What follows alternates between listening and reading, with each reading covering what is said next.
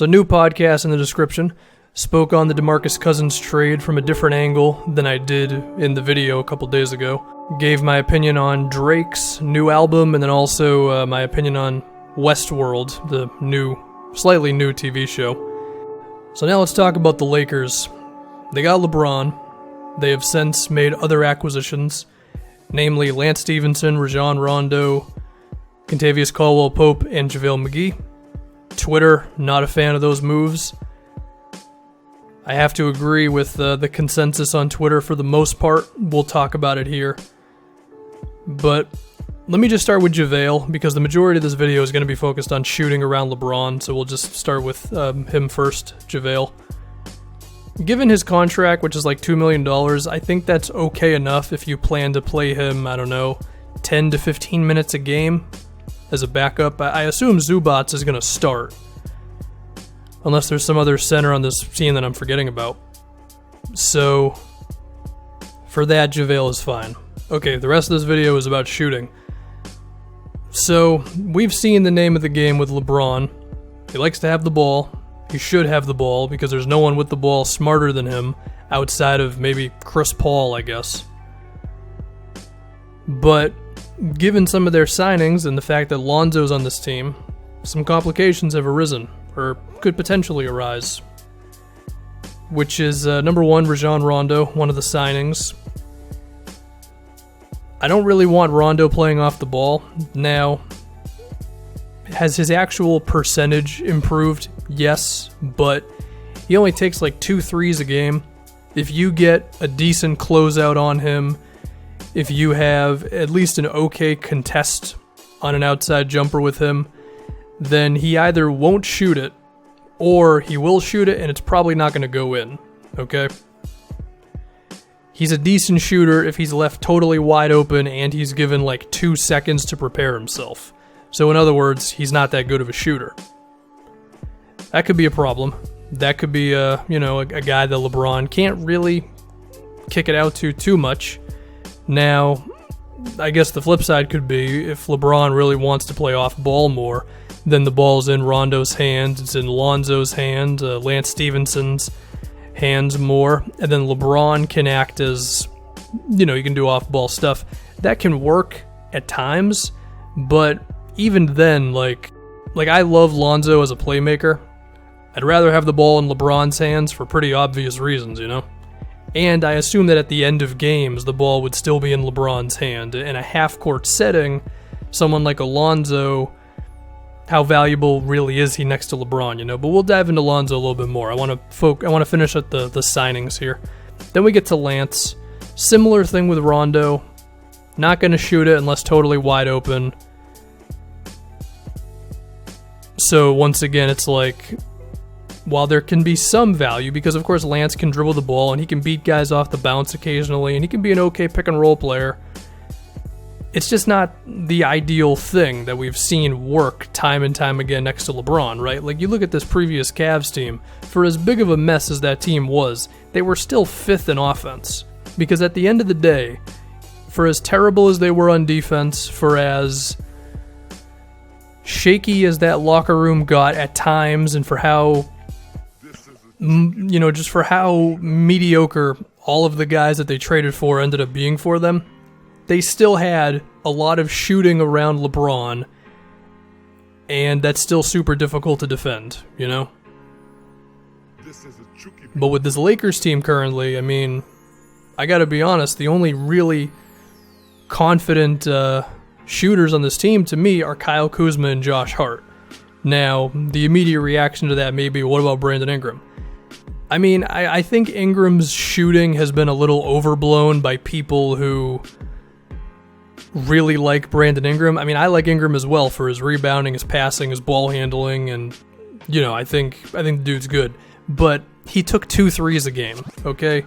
So he's in a slightly similar boat to like Rondo and Stephenson. I do think he's a better shooter than them overall, just because like the way his jumper looks, his form, and all that stuff. But let's not act like he's just ecstatic to shoot 3-pointers all day, Like, Kuzma shoots nearly 6 threes a game. I know that he's totally fine with playing off ball. Josh Hart seems fine playing off the ball. KCP seems decent enough at it. He's been a pretty good three-point shooter the past 2 years. But we can't act like this Lakers team is just littered with shooters, which again has been a tried and true method around LeBron James, right? So there could be some awkward moments with this team. Now, of course, if there's another big trade coming with Kawhi Leonard, then this team could look even more different, and then, all this is kind of a wash, but given that the Spurs are currently asking for a lot for Kawhi, I don't know if that happens, So there's some fears that LeBron could be having the ball in his hands, doing his thing, and then the defense is sagging off of these guys, and then LeBron has to kick it out to him or whatever, and then they don't make too much of the opportunity, or it's totally fine and Ingram bumps up his threes and Lance and Rondo can go off of the bounce and, attack closeouts effectively, and LeBron plays a little bit more off the ball, allowing Rondo and Stephenson and Lonzo to do what they do well. There's definitely room for this working out, but I also think it's going to be a bit awkward, okay? The other thing, for as much crap as Kevin Love has gotten the past couple years for, not being a good defender and sometimes not having the personality that's totally ready to deal with, like LeBron basically saying, hey, get out of my way.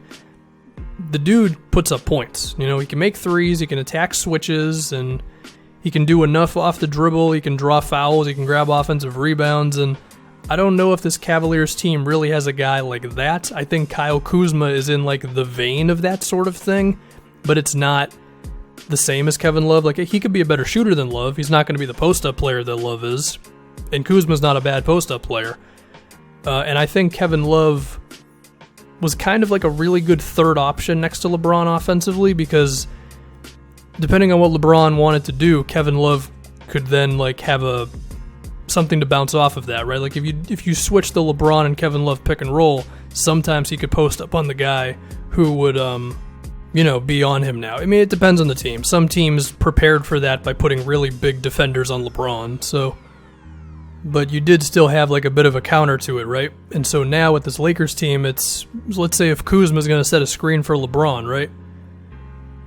The other team switches that, and yeah, maybe LeBron could then go by who's ever on him, because he can go by anybody, but I wouldn't bank on Kuzma being able to take advantage of the switch as much as someone like a Kevin Love could, right? At least in terms of posting up. I mean, is LeBron then going to give the ball to Kuzma and let him go one-on-one against someone he may be faster than? I mean, I don't know. It doesn't sound like the go-to thing. It doesn't sound like the thing that LeBron has done that much, unless the other guy is Kyrie Irving or Dwayne Wade. So it'll all be interesting, Now, if we can get to actually, I want to get to Lonzo now, particularly. I think there are ways that LeBron and Lonzo could be really good. Number one, because Lonzo's such a good rebounder, these two in the full court could be effective, where either one of them can get the ball off the backboard and then take the ball up court themselves. One guy could be in transition. Lonzo's a really good cutter. He's good at finishing alley-oops. So we could see some dynamic offense between LeBron and Lonzo. Other way around as well, if LeBron wants to cut, if LeBron wants to set screens for Lonzo, that could be a thing. But again, at a certain point, you assume it's going to be LeBron, top of the key, doing his thing, whether it's posting up or going ISO. And I mean, Lonzo's probably going to have some times when he's just chilling in the corner, and it's going to be a matter of, can he make the shots, And I'm trying to think of what would be like the best shooting lineup for them that would make sense. So, like, you still have a conventional center, which, I mean, maybe they bring Brook Lopez back. He can make outside shots, somewhat. But you have whoever your center is. Then you could have Lonzo at the point. Then you have, like, LeBron at maybe the 4, or Kuzma at the 4, LeBron at the 3, Josh Hart at the 2. Still have 3 shooters out there. If you wanted to get Lonzo off the floor and go with like KCP and have LeBron be the one ball handler, then LeBron, Hart, KCP, Kuzma, those guys, they can all shoot. So there still is some versatility on this team, but, you know, between Lance and Rondo and Lonzo and Ingram, whose three-pointer has kind of been there but not totally there. I'm not saying it won't work, but I'm saying it's probably going to be awkward sometimes. And this is the kind of thing that could knock the Lakers down a little bit in the Western Conference pecking order. I think Utah is really good, and if Gobert gets a full healthy season, then there's a decent chance they're the third best team in the West. I mean, they were second in defense, and the dude missed like 25 games. So, you know, him and Mitchell together could just be really something, and teams are getting better. But of course, the LeBron James factor is, it's the most valuable thing in the NBA. So, Lakers will be good, but I would be lying if I said I thought this offense was just going to be like the most beautiful thing in the world. Anyway, once again, new podcast. DeMarcus Cousins signing, and a little bit of like, did the Warriors really ruin the NBA and all that stuff. Drake, Scorpion, Westworld, and that's it.